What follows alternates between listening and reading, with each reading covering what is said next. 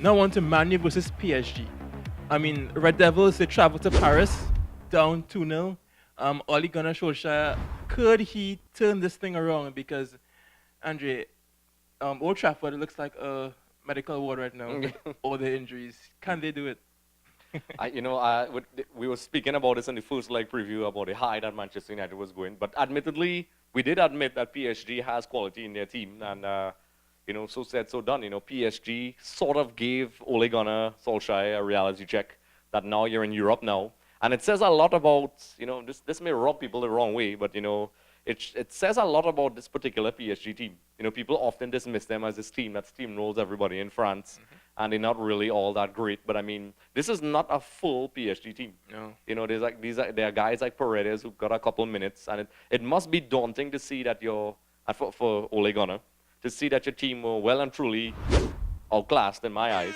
Di Maria had a magnificent game. Everybody played really well. Yeah. And then you see a young, exciting player coming on like Leandro Paredes coming on, who's unproven. And, these guys definitely showed their quality, because a lot of people were criticizing Di Maria. People who know PSG will not, because he performs really well and he seems to be going from strength to strength. And he's happy there. Yeah. He's happy in Paris. He looks. And then also, I mean, there was a fiery moment in the first leg where the Manchester United fans were really trying to taunt Di Maria, and boy, was that wrong. And Ashley Young pushed him into the barricade. Yeah, I mean, that was crazy. And then, usually some people, and this is a perfect example for determination, I guess. Yeah.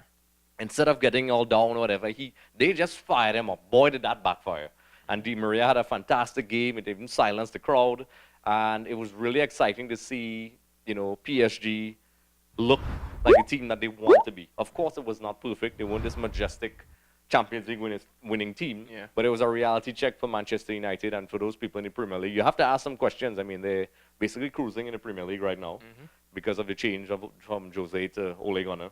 But they look like they were good. Tuchel and his boys look comfortable going into the second leg. And I really think that if Manchester United attacked them at full force, it would just play into the very capable PSG's hands. And it just sets up a very exciting... I think it's very comfortable for PSG heading into the second leg. Yeah, I was a bit surprised by the PSG midfield, because knowing that midfield, and over the years I've spoken about that midfield, Verratti, he came back in that game and he played well. He didn't do his normal Verratti thing where he give the ball away, then recklessly tackle someone and get a red card. He didn't do that. Yeah. He didn't. He was calm, he was composed, and he didn't let the occasion take the better of him, which he did in his younger days. So I appreciate Verratti's output in this game a lot. And up front, Eddie's back. Yes. Kevon is back. So that's even spells can be more danger for Man United. And I was really impressed with that trifecta of Marquinhos, Thiago Silva, and Preston Kimpembe. Yeah. Now, those three, they were really well. Anything United, any attack they poured, they mopped it up fantastically. Yep. And what Thomas Tuchel does with Julian Draxler is that previous coaches played him as a forward player. He pulls him back and plays Draxler in midfield. It's very intriguing, because Draxler is a very good runner with the ball. So he can provide that outlet, running into the box and creating chances and creating space for other guys around him. Yep. Guys like Mbappe, who was on fire in that first leg. Himself and Kimpembe, those two goals were really crucial. Good two away goals. And Angelito Di Maria, he was, fired up at left foot, as good as anyone, really. Yep. And even on Juan Bernat was also good. Yep. And Buffon, he didn't have much to do. Yep. And Andrew, we can't forget that Paul Pogba was sent off, so he's suspended for the match in Paris. Yep. More problems to United. And Andrew, this United team, recently they played Liverpool, and it was a disaster. In the first half, they had to make 3 changes. So from that game, guys like Lingard, Martial, Matic, Herrera, all of them were injured. So come second leg, I don't know who will be fit. It may be some last-minute decisions, and maybe even... The return of Rojo. Yeah, not. Yeah. Maybe even the most expensive and the most the highest paid player in the Premiership, Sanchez, may actually get a game. Yes, Mr. Pull his pants up, see my thigh, Sanchez, this guy, what a flop he's been in from an overall standpoint. He's a quality player. I really liked him, for Chile and, Barcelona. when he first came to Arsenal, he looked like, what they were missing. Yeah. And then it seems he went to Manchester United and just, I really thought, I tried to defend him many times. I thought, okay, it's going to happen sooner or later. Quality players usually shine through. It's just not happening. This Manchester United team look very ordinary, which is it's a strong statement to say, because I know a lot of people evaluate this Manchester United team very highly. But I think this is a reality check. I saw a couple people in the comment section stating that, are these players really as good as they're being valued by Premiership standards? Yeah. Because I always had an issue with Manchester United centre-back pairing. I think they never solved that problem for a long time now. I don't think their centre-backs are really are the best. And I think players that are actually very technically strong and can dribble could do them a lot of damage, especially if they have some pace. And you saw they struggled against, essentially, which is, I guess, complementary to PSG. Yeah. They're B players, I guess. Draxler gave them a hard time. He was so confident in possession. I would call it a mature display. Yeah. And if they could play with that maturity in the second leg and don't panic and make any ridiculous fouls or make any mistakes in the first couple of minutes, and they play that exact way, I think they should easily cruise in, because the psychological weight will be on Manchester United to get that result back. I actually think Ole Gunnar Solskjaer's, gung-ho attitude may work against them in this. They're going to come and, Tuchel is a very tactically savvy coach.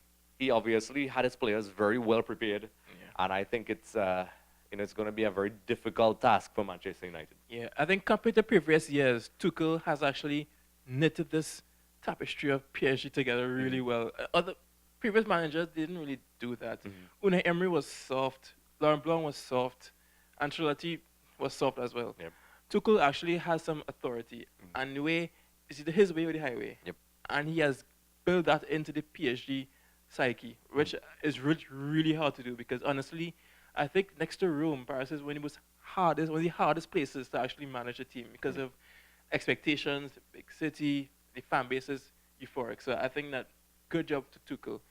And even for United, that centre-back partnership, Victor Lindelof has showed himself as the best one out of the bunch of rascals, all of them. So I think, and that goes to show you that it's not a good bunch. Yep.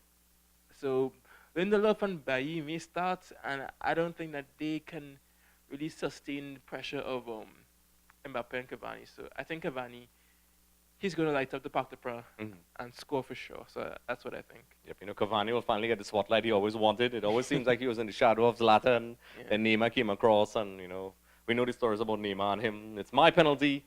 And but I think this is Cavani's. It's set up for him to come in and save the day and look like a hero.